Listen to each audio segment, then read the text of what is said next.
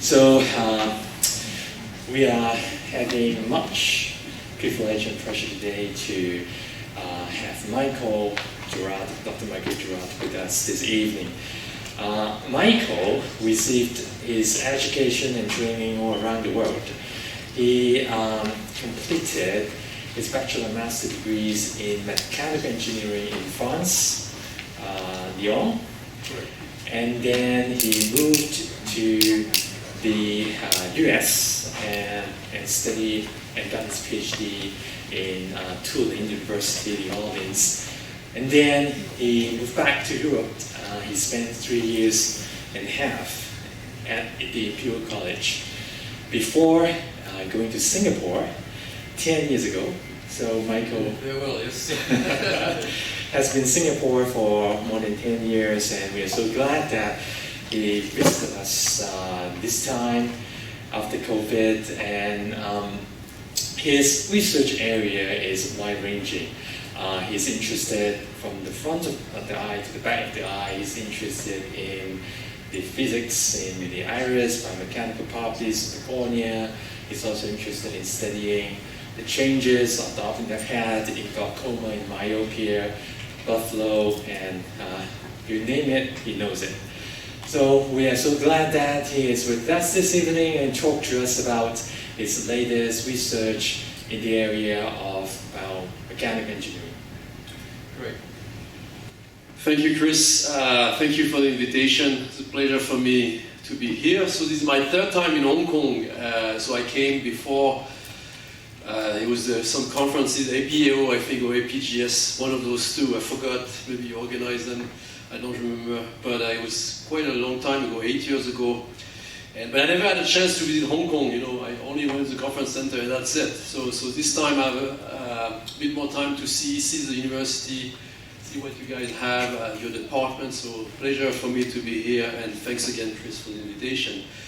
So as Chris said, I will talk about biomechanics today. I will also put a bit of AI into the mix and to tell you how we can mix the two components together to get some very nice stuff. First, I would like to really acknowledge my team members. These are really engineers that do all the work in my lab. And so they're all engineers because it's very important. We need them to do the engineering work, and so I would like to acknowledge them first. Like Chris said, we work about a lot of topics, 100% ophthalmology, front and back, optic nerve head. But I would say that my lab today is at the interface between AI and the physics of the eye. Right, and this is where we sit, and I will explain how this all fit together. So our focus has been glaucoma for a very long time. I think I've started glaucoma research about 20 years ago, and I met Chris maybe 15 years ago at Arvo. That's where we started to exchange about glaucoma research. But we know that the nerve is very important in glaucoma, and we know that tissue deforms. I think you might know all of this, that tissue deformed at the back of the eye all the time. You know, the optic nerve head is sensitive to pressure, IOP, and the lamina cribrosa, this is where the cells go through, transmit the light information from the nerve cells to the brain, and all this tissue deforms all the time with IOP fluctuation. And we think that if IOP is too high or fluctuating too much, maybe this will cause damage to the axons, and either directly or indirectly. We still don't know, don't fully understand any of this completely. The optic nerve head is exposed to many other loads. It's not just IOP. There's a pressure from the brain, there's eye movement, there's traction, I will explain about this. There's maybe pulling from Brooks membrane, there's orbital fat pressure. It's a very complex mechanical environment. And I like to use a little cartoon to explain it usually, you know, to explain what is glaucoma. So this could be glaucoma. You have too much pressure, right? And everything breaks. The elephant on the trampoline, I like this one. This could be glaucoma as well. You know, your pressure is fluctuating. This is your ocular pulse, and this is constantly there. And it will depend on the mechanical properties of your sclera as well. If you have a stiff sclera, this might get stronger. Could this be glaucoma? We don't know, but we know that we have a joint between the eye and the optic nerve. There's a cable linking the eye to the brain, and maybe there could potentially be damage there. This is a very open question for research. There's opposing forces all the time. Like I say, IOP is acting in one way, but you have CSF acting in the other way.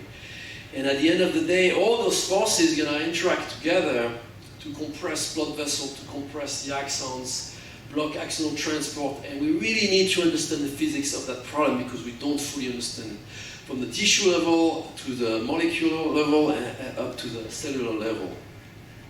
So this is just an explanation of what could mechanics or could that trigger glaucoma. Again, I'm not going to go into the details. There's a lot of stuff we don't know, but we believe that mechanics is a key component for the development and progression of the disease. So how do we study the physics of the eye? If physics is so important, mechanics is so important, where we've been using tools over the past 20 years, including ex vivo mechanical testing, computational modeling, in vivo mechanical testing, and of course AI to interpret, identify features to make sense of all this complex 3D data set. So if mechanics is so important, why don't we create a mechanical test to assess the robustness of your eye? Kind of like we have for the cornea, right? We have the OI for the cornea to test the hysteresis. It would be very nice to have some sort of mechanical test to tell us about the rigidity of the nerve, the hysteresis of the nerve. And we can do that using OCT, which is a very nice tool, 3D images, non-invasive. And people in the past have tried to do a mechanical test, poking the eyeball using ophthalmodynamics. So this is simple proof of principle. You just gently push the eyeball through the eyelid to increase IOP, and with OCT you observe what is happening.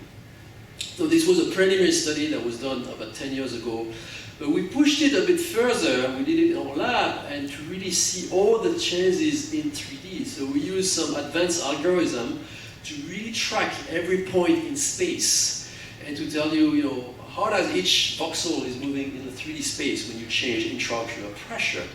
And this gives you those 3D maps. And basically, this is how you see the formation of an optic nerve in 3D when you change IOP. This is basically a mechanical test, right? A mechanical test is you apply a force and you observe deformation. If there's no deformation, your tissue are going to be very robust or very rigid. So this is just the concept here. Because we have 3D data, like you can see on those strain maps, strain means deformation, you can identify the hot spots, where are the regions that are stretched or compressed the most. You can localize them in 3D. And maybe those hot spots may be very important for the cells, because if you have a very high stretch, maybe the cells won't be happy. We know that if a cell is stretched too much, it's going to die at some point. So we started to do all these studies in patients, doing this mechanical test, and we found very interesting relationship. This was all cross-sectional, but we found that, yes, there was a correlation between mechanical deformation due to IOP and visual field loss. So the eyes that were the most blind were the eyes that exhibited the most deformations due to IOP. But that was only true in open-angle glaucoma patients. Interestingly, it was not true in angle closure glaucoma patients. This was a small population, and now we're recruiting a lot more patients as we speak, and I'll show that in a minute. We also found that ocular hypertensive patients exhibited the least deformation. Maybe there's a rigidity here from the connective tissue contributing here. We've developed a tool to measure the stiffness of those tissues in vivo. So again, it's a bit like measuring your corneal resistance with your ORA. We just apply it to the back of the eye. It's just a lot more complicated because we have to go through all the tissue before the optic nerve head. But we can assess the stiffness of the tissue, the neural tissue and the connective tissue. We can assess them in vivo. All these studies were done in small population, and in Singapore we decided, why don't we try to repeat this in a much larger population with hundreds of patients, eventually reaching 1,000 patients. So we recruited hundreds of patients, and we're now following them over, they've been followed for about 3 to 4 years, and we're going to try to follow them for an extra 5 years. So we're hoping to have data for 8 years on those patients, biomechanical data. This is what we're gathering at the moment. And each nerve is a different patient, and basically each patient will have different type of deformation. You can see patients that will deform a lot due to a change in IOP, and some patient maybe at the top that will deform very little. So basically there's a spectrum of biomechanical behavior. Makes sense, right? We're all different. So we all have different genetics, or shape of optic nerve that is different. Some optic nerve may be more sensitive to pressure than others. And we did the correlation. We found a strong correlation. Again, it's about 100 patients, high tension glaucoma patient, between deformation of the nerve and retinal sensitivity. So again, the most deformation that you see, that means the eye is the most blind. But that relationship was only true, by using those large numbers, was only true in high tension glaucoma patient and not normal tension glaucoma patient, which I think was quite interesting. You could tell us maybe pressure might be not less important of a factor in NTG, normal tension glaucoma. Those relationships were true for all tissue, neural tissue, and connective tissues, but they are strongest in the prelamina, and the strongest association with the superintemporal region is going into a bit into the technical details here. But we're also interested, continuing those studies in high myopia, because we know high myopia is a very important condition in combination with glaucoma. We know it's a risk factor for glaucoma, and we know that it's very difficult to diagnose glaucoma in highly myopic eye. So whether an eye is glaucomatous, whether it's highly myopic, or whether it's a combination of the two, it's actually very difficult to dissociate clinically. So we really need the tools to make that distinction, and we think that maybe biomechanics could help us tease out all these subtleties. So we decided to do all these mechanical tests in high myopic eyes with glaucoma, also pathological myopia eyes with staphylomas, that you can see here, and the type of deformation that you will see. And you see the different spectrum of deformation here, you know, maybe I will focus here on this group. So this is the control group, the healthy patient. High myopia exhibit more deformation than your control group, but high myopia with glaucoma exhibit even more deformation. And of course, the eyes with the staphyloma exhibit the most deformation, which makes a lot of sense. When you have a staphyloma, the region around your nerve is going to be pretty much affected and really, really weak. So all these data make a lot of sense, but they help us understand and tease out different flavor of the biomechanics, and maybe could be translated clinically to really better or improve your diagnosis. There's been other mechanical tests that has been proposed for the optic nerve head, you know, to tease out the physics. Those don't necessarily work so well, are not very reproducible, so I will not go into the details. Another test that we've done is just by doing immediately after trabeculectomy. So instead of increasing the pressure of your eye looking at deformation, you can actually decrease the pressure, right? So you do your surgery to reduce IOP. It's a typical glaucoma surgery to reduce your IOP, and you can observe movement before and after. And in that population, which was done in London at Moorfields, we also observed the exact same trend. Deformation were associated with visual field loss. So whatever the population we looked so far, it tells us from a cross-sectional point of view that there is a link between biomechanics and visual field loss. So this tells us that there might be something to keep looking at. Dynamic test. At the moment I've been talking about static tests. What do I mean by static? Well, you keep a force here, you apply a force, increase IOP, keep it constant there, and image with OCT. So that's what I will call a static test. But this guys here on the screen, that we'll call dynamic test. You actually do a live recording of your optic nerve head, and as it deforms, because the pressure is fluctuating all the time, it's the ocular pulse. It's changing with the cardiac cycle.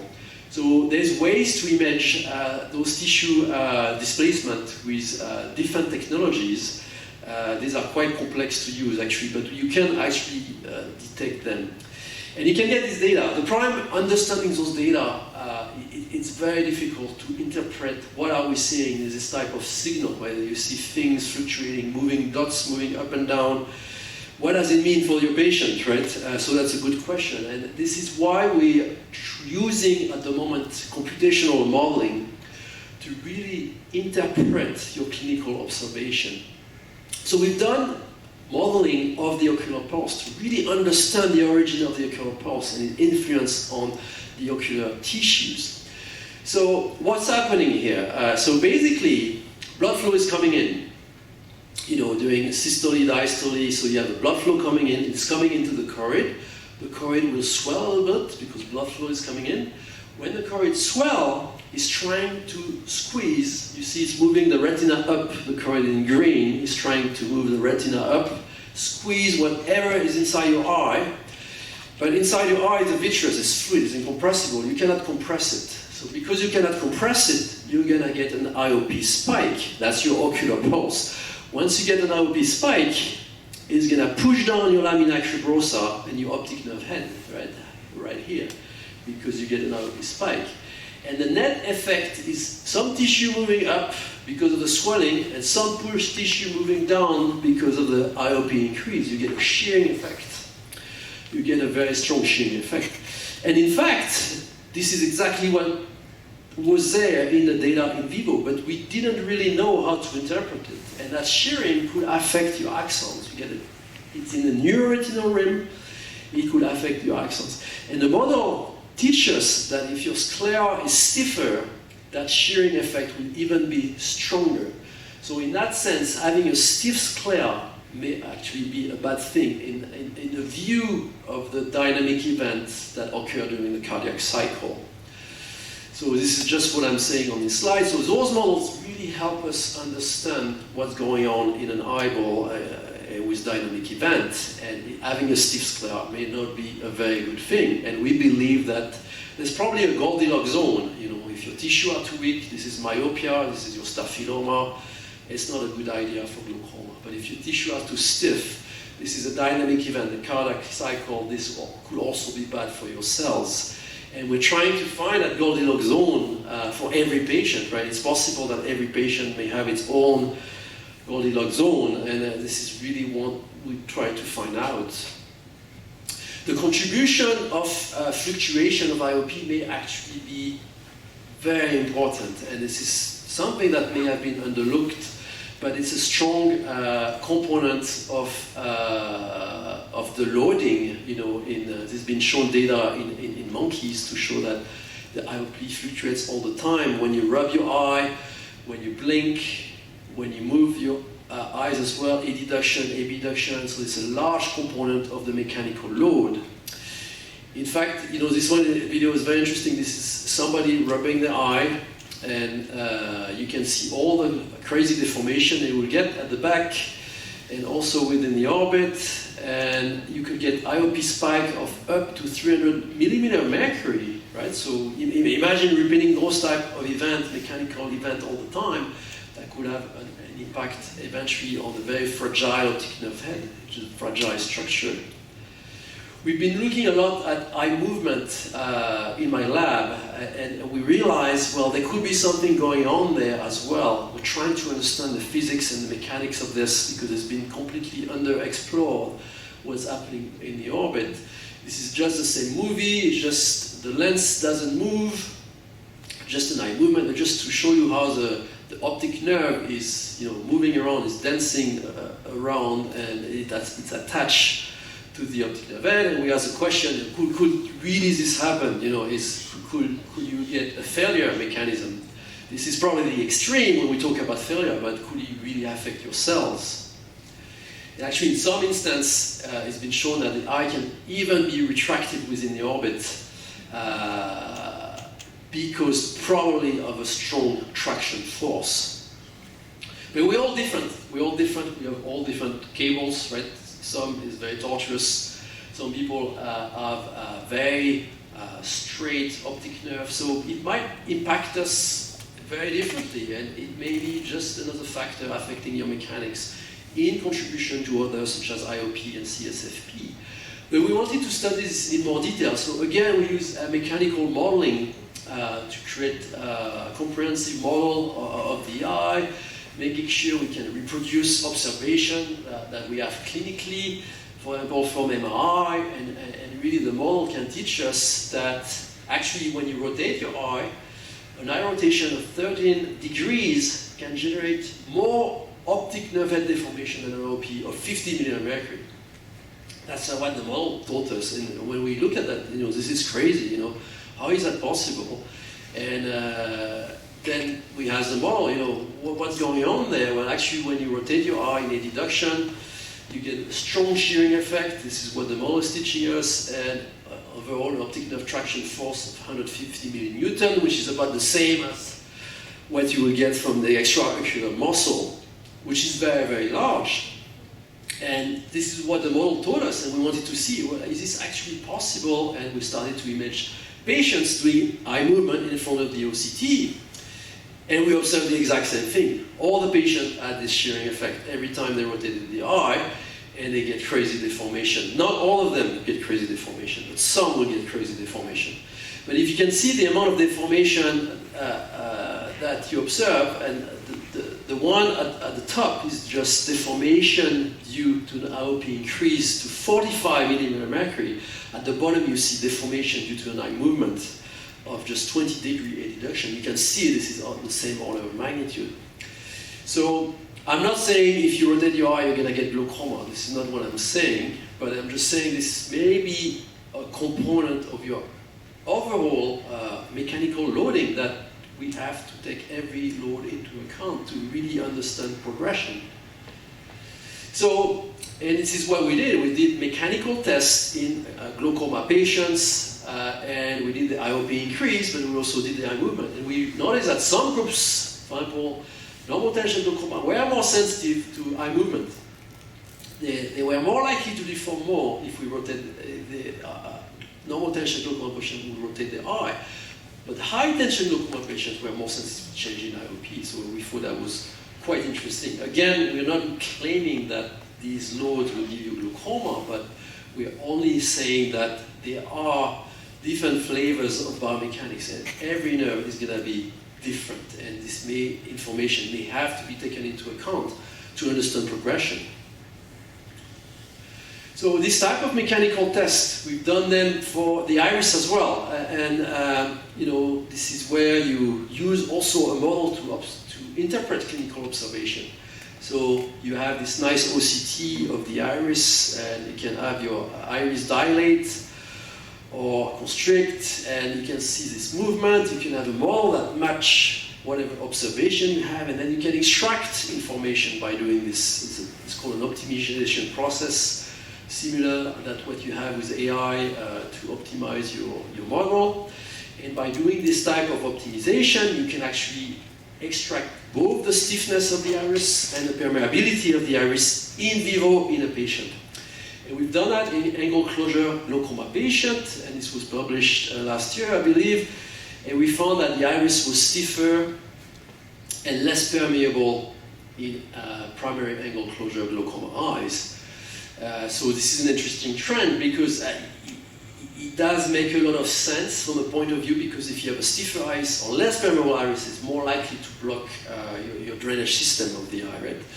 So at the moment they will be presenting this at ARVO. I don't have the results here, but we're doing sensitivity study to really understand all the combination of structural parameters with biomechanics, because so far all the studies on angle closure and angle closure glaucoma are focused on mostly the structure, but they've ignored one of the very important components, the biomechanics, right? How permeable is your iris, and how stiff it is, and how this will actually change all the movement. But today we have tools to actually measure that in vivo, and this is something that we could also reproduce in Hong Kong, in a cohort, in a Hong Kong cohort. We could have measurement of iris biomechanics and optic nerve head biomechanics. Another very interesting biomechanical problem, and this is something that we will present at ARVO as well, is how do posterior staphyloma form, right? This is a complication of high myopia. You have very different type of staphyloma that exists here. We still don't understand why they form. There's been several hypotheses. One hypothesis has been weakening of the scleral wall. Another hypothesis has been the current is responsible for the staphyloma, maybe less oxygen diffusion. and maybe the Brooks membrane is responsible for the presence or the formation of staphyloma through the growth of Brooks membrane. So there's many hypotheses. We wanted to test one, the first one, sclera as the origin, to make sure it made sense. And again, we use computational modeling to test this hypothesis. And again, this is really how mathematical modeling can help us interpret observation. And we had a simple question. Is it possible, if we use fundamental rules of physics, if we weaken the sclera, would that yield a staphyloma? So we use the same type of theory that's been used to predict aneurysm. So this is a big field in biomechanics called growth and remodeling, and people have been able to use those tools to predict biomechanical behavior of aneurysm. And usually the model rely on very simple fundamental rules, right? If you stretch the tissue too much, especially connective tissue, they're gonna try to deposit more fibers just to resist that new load, right? You stretch the tissue more, well, you create more fibers, right? So you deposit for more. We call that volumetric growth or mass density growth, depending if you increase the volume or the volume stays constant. And we use another fundamental rule, it's called remodeling. The body constantly degrade and replace fibers. This is happening all the time. Collagen fibers are degraded and replaced. And we've had observation of this in collagen tissue culture. This has been imaged, and this scenario is the same, exists. So using those three fundamental rules, we ask the question, what would happen if you weaken the sclera in one local region around the optic nerve end? And I have the answer here on a little graph. And this is what the model is telling us. We're using growth and remodeling. And what we're doing here, we're only changing the stiffness we're basically degrading elastin by reducing the stiffness of the sclera. So we're degrading elastin, and as we degrade elastin around the optic nerve end, so in the peripapillary sclera, using growth and remodeling physics, it will predict a staphyloma, which is quite interesting to us because it really shows you features of staphyloma, such as abrupt change in scleral curvature, extreme scleral thinning, and ultimately we're able to reproduce shape that's been observed through MRI. And the holy grail with this is eventually apply that to real patients' data, right? If we have an OCT, if we have an MRI from a patient, could we actually predict whether they're gonna get staphyloma? Here I'm only talking about staphyloma. Myopia is a different animal because it's an optical component, but that could also be combined to study myopia. And where I'm coming here with, so it's really the concept of digital twin, which I love this word a lot. Digital twin is like having a copy of yourself on the computer, right? And simulate everything you want. You get the data from your imaging, you get data from the lab, and then you're gonna use fundamental laws of physics to simulate potential future behavior. And this is something eventually that we will all have. So this is all traditional engineering I've been talking about so far, and I want just to tell a few words about AI and how AI could help us interpret all those complicated data. Because now we're dealing with almost four-dimensional data, right? It's 3D data, but distributed over time. It's a lot. We have to really understand all the features and understand what it means. So we started to use AI from that observation that if you want to have a better glaucoma, diagnosis, prognosis, screening, we think it's possible to have it today by exploiting more information that you have available in your 3D OCT scan. We believe that right now in OCT, it gives you tons of information, but it's not exploited enough. So we started by developing algorithms, especially for image restoration. So it's just an example of image restoration, right? You want to go from the left to the right and not vice versa, right? So you want to go the right way.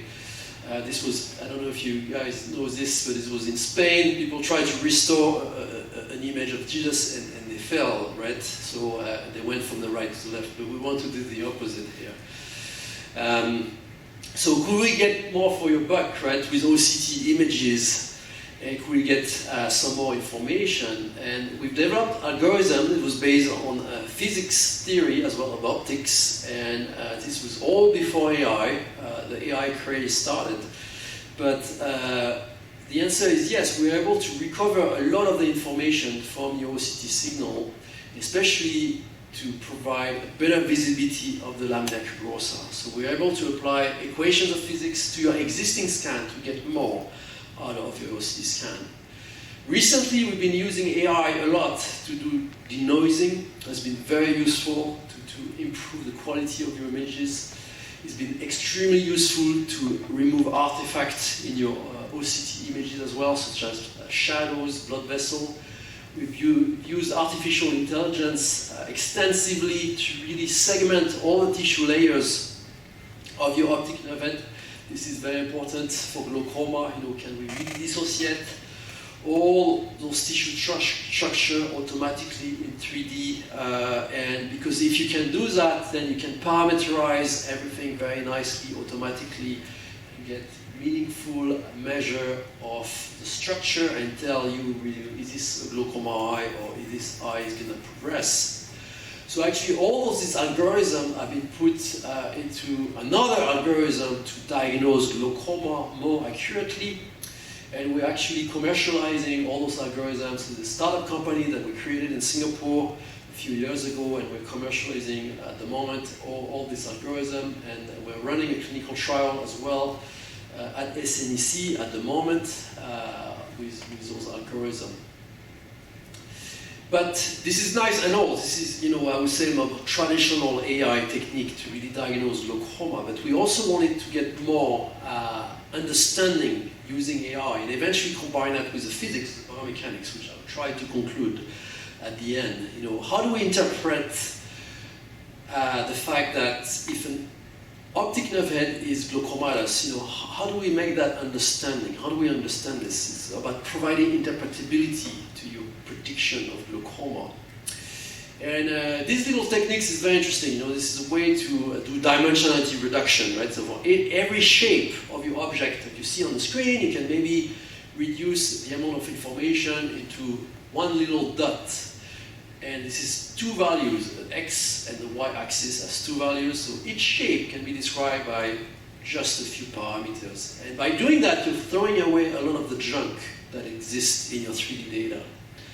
So we did exactly this for the optic nerve head, and we were able to classify all the optic nerve head in a map like this. So the blue dots here that you see are the non-glaucoma eyes, and the red dots are the glaucoma eyes. And we see different optic nerve head shape. But interestingly, what was very nice for us is what would happen if you travel from the non-glaucoma region, you travel to the glaucoma region. How does the shape of the optic nerve head will change? And it's all discovered by AI, but it will tell us that as you move on that axis, a single axis, right, the x-axis, well, you get thinning of your RNFL, you get cupping, you get bending of your tissue, you get thinning of your lamina curiosa, you get a lot of things going on. So we knew all of this, but here it's AI teaching it to ourselves, all right? So we knew from a clinical point of view, but here AI is able to tell you all these features with a single parameter. You can capture all this complex information. To understand even things better, we started to use a technique called geometric deep learning. So this is very recent and is a technique that applies really well to 3D shapes. And it's been used by social networks such as Facebook. It's like doing deep learning not on an image, but on a grid, like unstructured grid. It can be applied for molecules, mesh, biomechanical model, and you still make a prediction from who's going to be the next president using a social network, depending on how you're connected to your friends, who's your girlfriend, and all these things, right? How people think you can potentially make a prediction who's going to be the next president so he's still using convolutional operations, but it's done on a network, not on an image. And we decided to do the same thing with the optic nerve head. We converted every optic nerve head as a 3D shape, as a point cloud, basically, and each optic nerve head can be represented as a very nice 3D shape. And this is an advantage, because we're not dealing with images anymore. The advantage is we can reduce the amount of information by 4 to 5 orders of magnitude, right? So a point cloud like that for your optic nerve is about 1,000 to 10,000 points. But an OCT volume will have 10 million data points. So we are considerably reducing the amount of information and only keeping the important one. And when we run the AI algorithm, it tells us, like, if we use a traditional image-based approach, you get a very good AUC to diagnose glaucoma. But if we start looking at 3D shape, a shape-based approach, by using those point cloud, you actually get even better performance. It kind of makes sense. Mathematically, it's like you're getting rid of a lot of junk that the AI should not focus on, because when you do AI minimization, you need to find a global minimum. And to find a global minimum, it's actually really, really hard for a 3D problem. And there's going to be a lot of different minimum the algorithm could get stuck in. But if you get rid of all the junk, all the craziness, then you can go there to global minimum much more efficiently and eventually get you the best accurate performance, I would say. The other advantage of that technique, it can tell you what are the critical points to make the decision. So what do I mean by that? So at the top you have different shapes, point clouds of different shapes. At the bottom you have the critical points. And expressed basically what are the most important points that the AI algorithm picked to make the decision as to whether this was a gun, a table, or a lamp. And when the algorithm did that, the so-called critical points were actually the points on the edge of the shape, which makes a lot of sense, right? If you were to decide this is a gun or a lamp, well, you need to find the edge of that shape, and that help you the best to make the decision, right? So it makes a lot of sense, and we can apply that to the problem of glaucoma as well. So this is what we did, and this is what we obtained. For one optic nerve head, this is probably a glaucoma optic nerve head, and we asked the algorithm, how do you know this is glaucoma? And this is what it gave us. Okay, so this one makes absolutely no sense. I agree with you, right? So they have dots all over the place. So it's impossible for a human to realize, okay, why did he pick those dots in the optic nerve head to make the decision this was glaucomatous? But we start to put 5,000 optic nerve heads together and put all those dots as a density map, then you can see a lot of patterns start to appear. And interestingly, we're seeing patterns in the inferior superior quadrant, in the neuroretinal rim, in the laminar cubosa insertion zone. So patterns that are kind of what we knew, but we never seen them distributed in 3D like this before. So I think it was very important for us. It's all about to interpret, providing interpretability to your AI algorithm. How do you make the decision? Some of those inferior superior patterns may resemble the shape of the vessels, and we realize that could those vessels be important to diagnose glaucoma? And the answer was yes. We only looked at the vessels. You can use graph neural networks as well to do this, but just only looking at the vessels, we are able to diagnose glaucoma very accurately and more accurately than NFL thickness, which is crazy when you think of it. So we still don't understand everything, but it helped us identify a lot of important trends in glaucoma pathogenesis. So we started to push this, as this was presented at ARVO as well by one of my postdocs. We started to look at glaucoma severity, different group.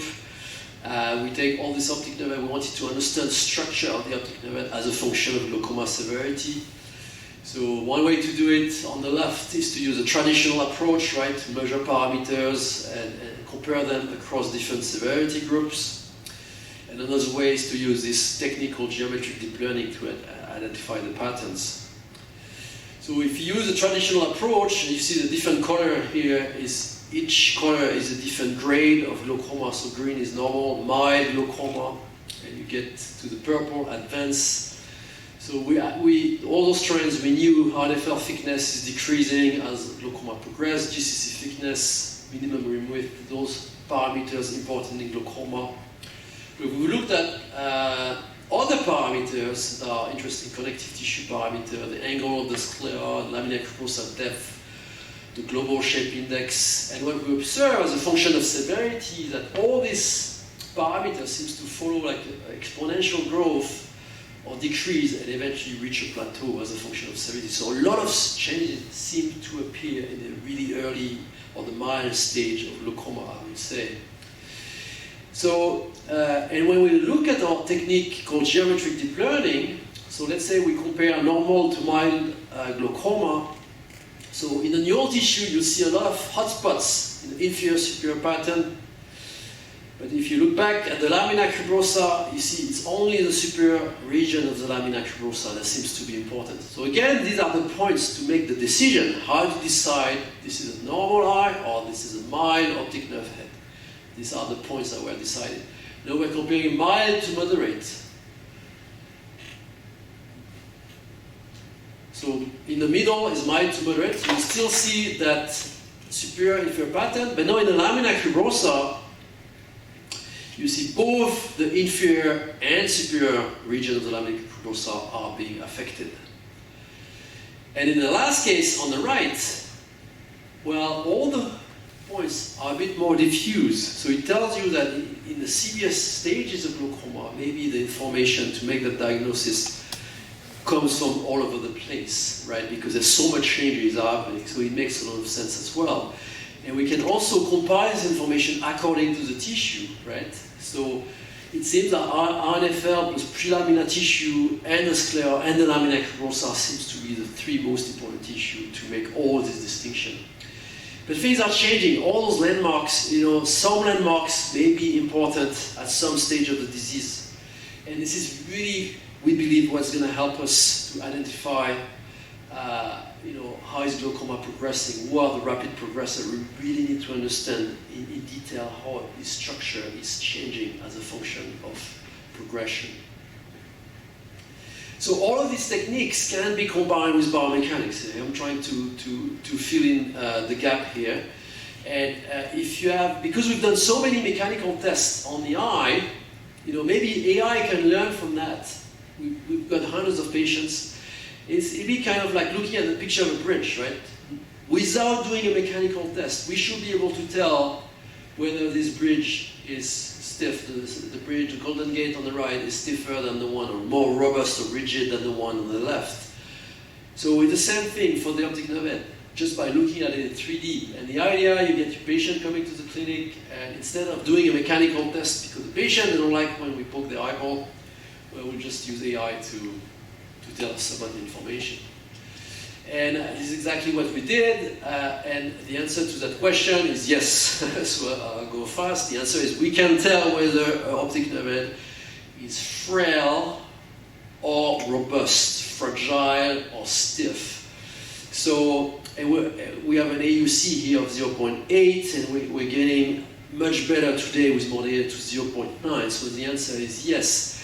And the algorithm is also giving us what are the critical points to make the distinction as to whether an eye is fragile or robust. And interestingly, the AI is telling us, please look into the anterior canal region and also the lamina cribrosa insertion. Right? These are two important landmarks to tell you that this is a robust nerve or a frail nerve. So it's very interesting information that is very important to us because we know there's a ring of collagen fiber all around the optic nerve head, and we also know that there's a lot of disinsertion that could occur in the lamina cribrosa. So the AI is in phase with clinical observation.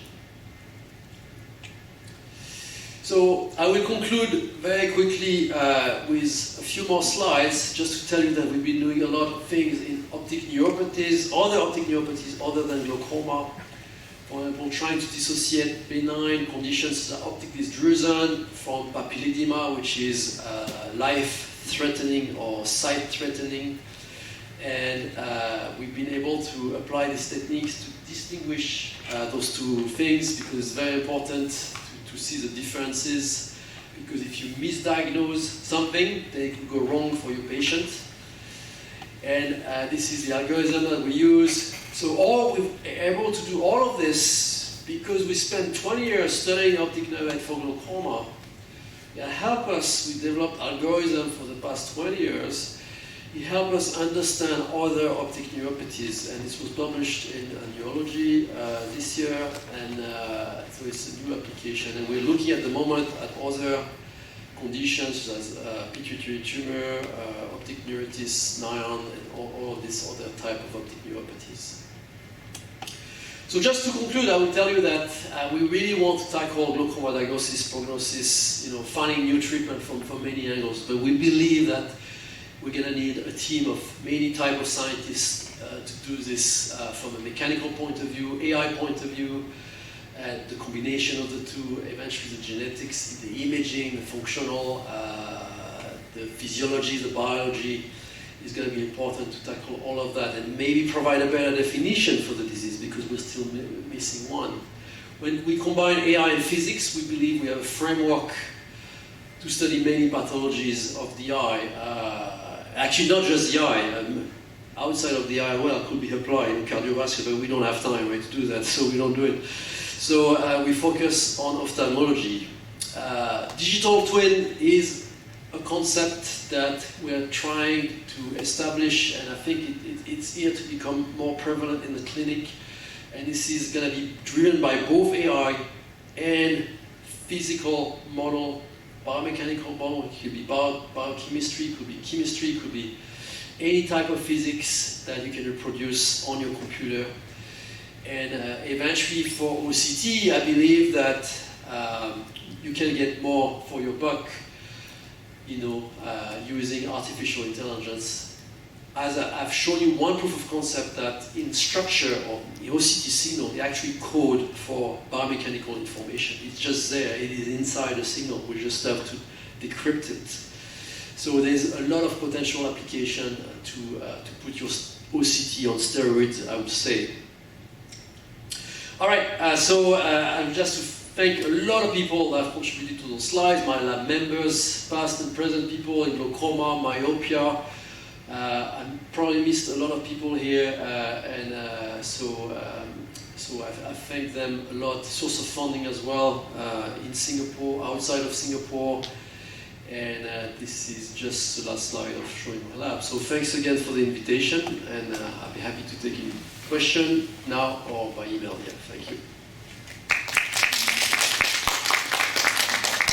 Thanks, Michael. I believe the talk is succinct yet very rich, informative, and highly animated. I think we all love it. Now, the question that one point you alluded to earlier, I remember we debated 5-6 years ago about whether it is better to have an elastic eyeball or stiff eyeball in terms of glaucoma protection, because I remember there's a talk back in many years ago by Hercule demonstrating that perhaps making the sclera stiffer would be beneficial for the optic nerve. And you mentioned about the taking the Goldilocks points. Correct. And I would like you to elaborate on that. And we know when we age, the tissues get stiffer, and it could be also a compensatory mechanism to protect the optic nerve, because we don't want the lamina, we don't want the optic nerve to deform. When we have a very elastic eyeball, the optic nerve can also be stretched and under tremendous level of strain. So would you like to elaborate on that? How are we going to position ourselves in studying the biomechanics of the optic nerve of the tissues of the eye to get a better insight into whether more elastic or more stiff? Correct. Mechanics would so be better. So it's an amazing question, and it's one we've been talking about for the past 20 years. That is myself from my and I don't have a good answer to you today, but I can just tell you that there is some advantage or disadvantage to having some behavior, right? So I don't think it's going to be a solution that fits all. So that's what I'm alluding. So it could be that in some patients having weaker tissue, this is going to be beneficial for them not to progress. And for some patients having stiffer tissue, it's going to be beneficial for them not to progress. So So I think we're getting closer to that, because like I showed in the examples, in all ocular hypertensive eyes, there seems to be stiffer. There will seem to be a stiff component there, and it seems to resist. At least they were not progressing, right? We didn't follow them any further, but they were not progressing. And but when I showed that the shearing of the neural cells with the cardiac cycle, that would create tremendous strain, actually very large, even though it's a tiny event. But it's because you have an inflection point there. It's like an instability point. Everything suddenly shifts 90 degrees. That's why you can actually create very large deformation there. So the question is, yes, what is better? Regarding this data, it's also very controversial, because you had a study that I think a genetic study in mice showing that the mice that had the stiffest sclera was actually protective of glaucoma. And then he published another study showing that cross-linking was actually detrimental of glaucoma progression.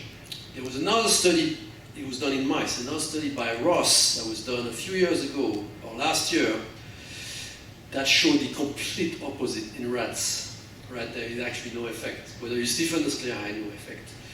So this is very difficult, because in those studies, when Harry quickly cross-linked the sclera, who knows what happened? Did the blood vessel got cross-linked?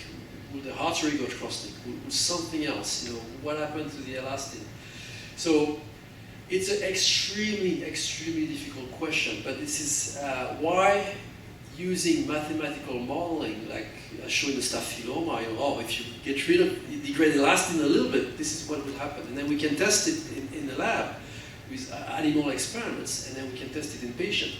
So it would be very nice to have this three-way system, right, where you have the animal experiment, you have the AI, the biomechanical modeling, you have the patient data, and each one of them, of this little tile, feed each other and trying to address that question.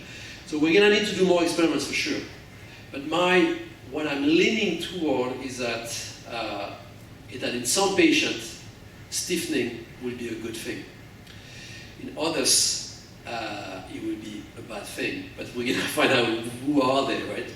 Who are they? I mean, just an example in aging. So you get your elastin degradation. So all your dynamicity is affected, right? The viscoelastic is actually affected. And that would be really bad, And even if you look even further from the vitreous point of view, you get a liquefaction of your vitreous, right? The vitreous might be viscous for a reason, right? This might be a dampener. If you liquefy the vitreous, nobody's looking into this, but that could be another load that is acting on the optic nerve head.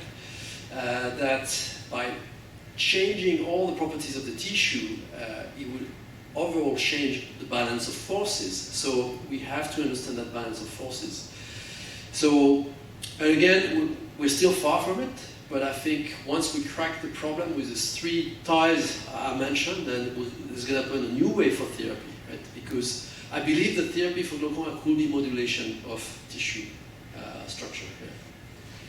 The optic nerve is encased in the complexities of ocular tissues, and the tools that you develop, including the critical points, including the geometric modeling, deep learning, do you think is more on the size of understanding the pathogenesis of glaucoma, or what you mentioned earlier, identifying who is more be at risk of glaucoma development or progression? Is it on this side, or more on discrimination or diagnosis of the disease? Which direction do you think these tools would be more useful? So it's both. It's both. We focused mostly on diagnosis today because it's so hard to get good longitudinal data. You know that, right? It's extremely hard to get a 10-year or 20-year data set in glaucoma patient with a significant amount of progressors, right? Because yes, we can get data, longitudinal data of glaucoma patients, but if only 3 of them progress in a lot, it's not going to help the algorithm for the training. So the algorithm can do three things, I would say. So very good for diagnosis, screening, and understanding as well, trying to identify features. And beyond that, each dot, the cool thing about this geometric deep learning, I would say, you can give it a physical quantity. So let's say you measure thickness, or you measure blood flow, you measure strain, you measure deformation, you measure any other optical property. You can give that property to that point. And it's like anything that we can measure with any other device can be given there. And we can be creative, right, about what that information could be. For example, in your analysis, it could be the direction of your fiber, right? I could add the direction of your fiber at each little point. You bring more information, it's controlled, it's not noisy information. This is purely controlled information, your prediction gets better. Actually, this will be very nice to try, actually, to do that. It would be an easy paper, right? Take a week to write it. So that's one of the huge advantages. You improve your prediction. And eventually, once you get the progression data, of course, the geometric learning will also shine there, because you can also make prediction on progression. But we need the training data set. That's so important to have a cohort. So we're building a cohort in Singapore. If there's a way to build one in Hong Kong, that would be fantastic as well. Yeah. I believe Joseph is here, and Joseph is our, him, is our engineer in the department, and Michael also work on devices, and perhaps Joseph, you have any questions regarding any mechanical properties projects or any microfluidic projects that you're working on, you would like to direct them to Michael?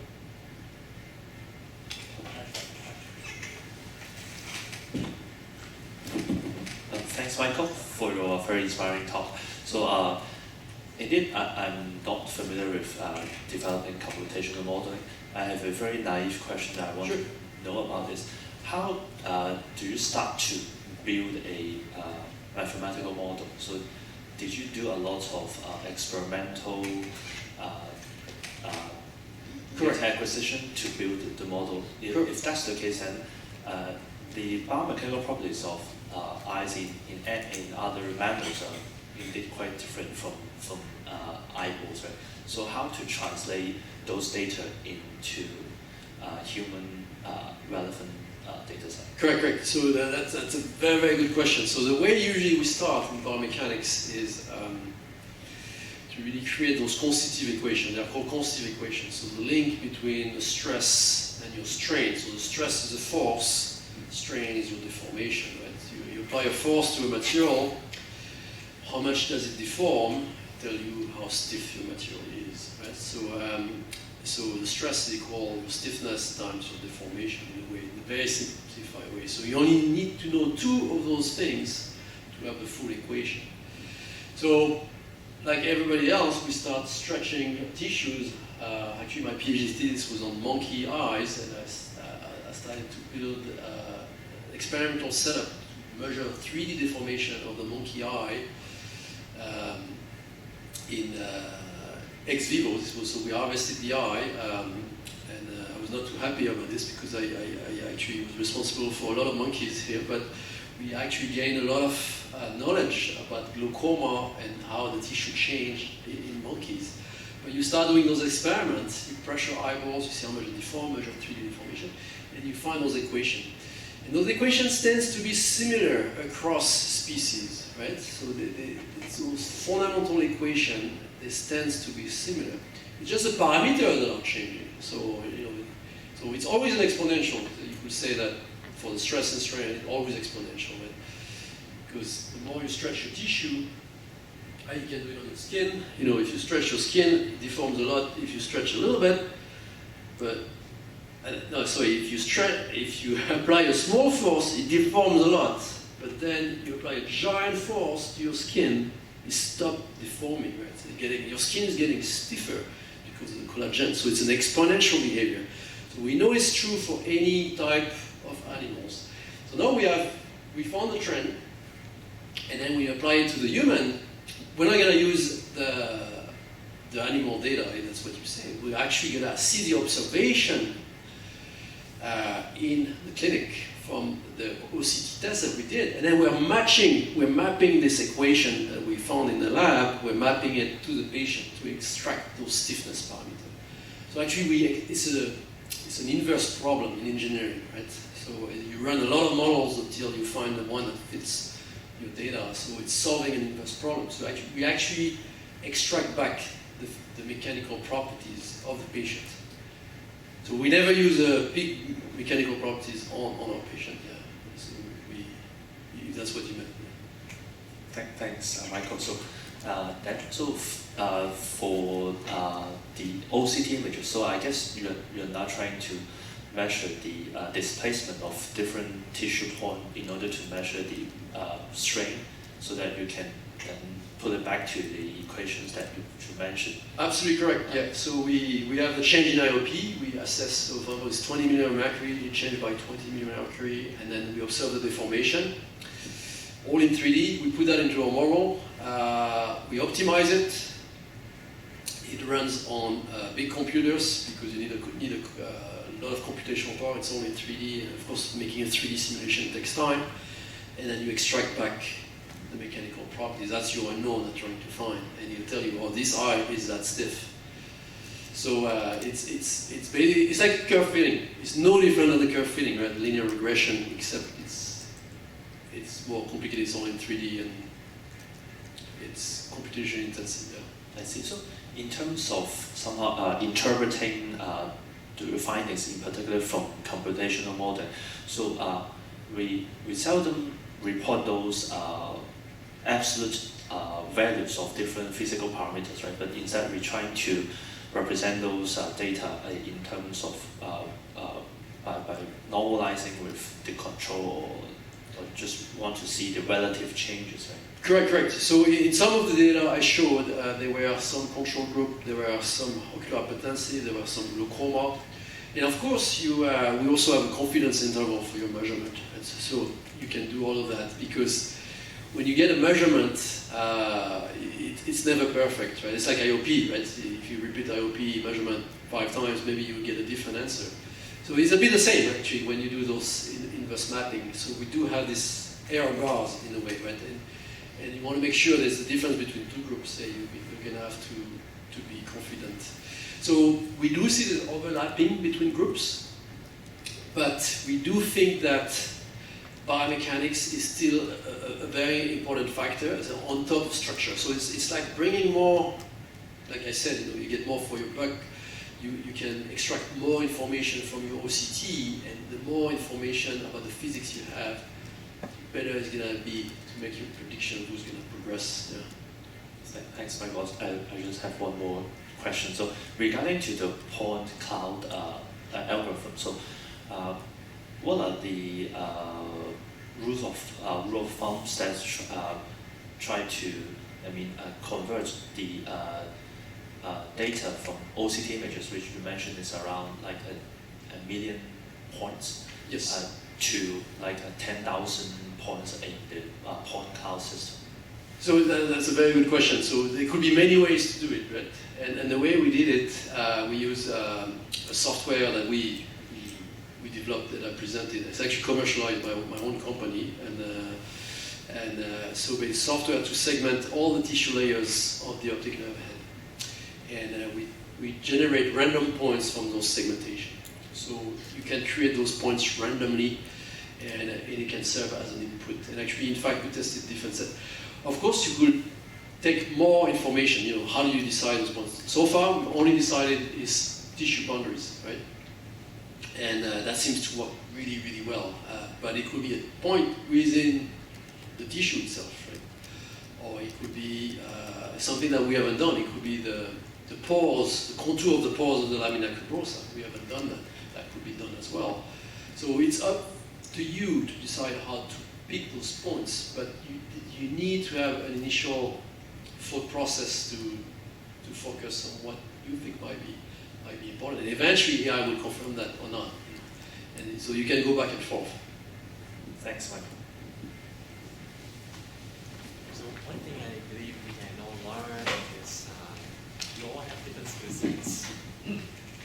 Some of you are clinicians, some of you are vision scientists, specialized in different fields, and I think the idea here is we can actually get hold and get used into what we are good at and apply our knowledge, apply the skill sets to answer important questions. I think Michael demonstrated the various ways, obviously he is a mechanical engineer, he is also a mechanical engineer, and with his prior knowledge, he is applying these special skill sets to problems that we encounter every day in clinical practice.